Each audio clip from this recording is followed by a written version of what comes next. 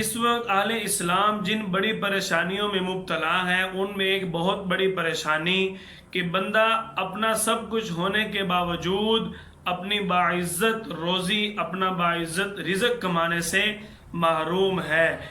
اللہ تعالیٰ نے اس چیز کا اپنے بندے کے ساتھ اظہار فرمایا سورۃ الشورى آیت نمبر 27 کے اندر۔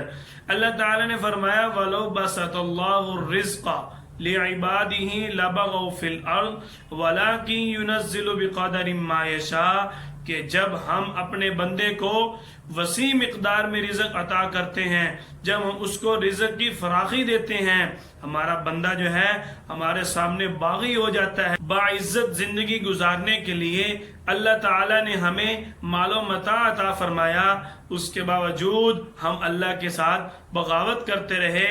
دکان کھلی ہے، اذان ہوتی رہے، نماز کا وقت جاتا رہے، ہم نے اللہ کے حکم کو پورا نہ کیا تو یہی تو اللہ کے ساتھ ہم نے بغاوت کی، جس کی وجہ سے ہمارے اوپر یہ لاک ڈاؤن کا بار بار عذاب مسلسل آ رہا ہے۔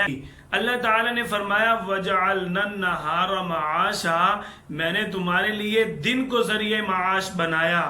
اللہ تعالیٰ نے فرمایا میں نے دن کو ذریعہ معاش بنایا اور انسان جو ہے وہ رات گئے تک کاروبار کرتا ہے۔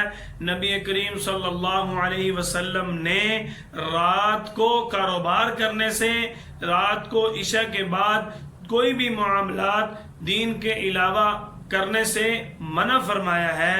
رزق کا تعلق حقیقت میں اللہ تعالیٰ کے احکامات کے ساتھ ہے۔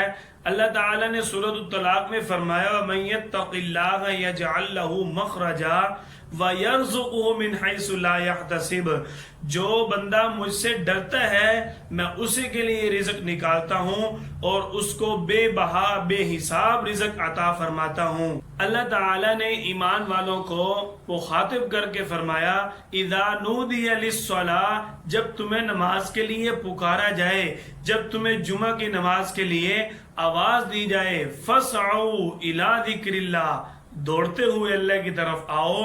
ہم اللہ کی طرف دوڑتے ہوئے نہیں آتے تو ہمارے اوپر یہ عذاب آتے ہیں۔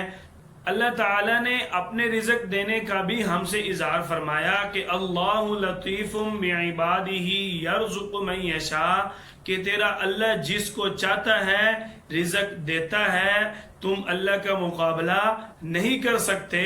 وَهُوَ الْقَوِيُّ الْعَزِيزُ، تیرا اللہ جو ہے طاقتور غالب آنے والا رب ہے۔ یا ایھا الذین آمنوا اذکروا نعمت اللہ علیکم، اے لوگوں تم یاد کرو اپنے اللہ کی نعمتوں کو۔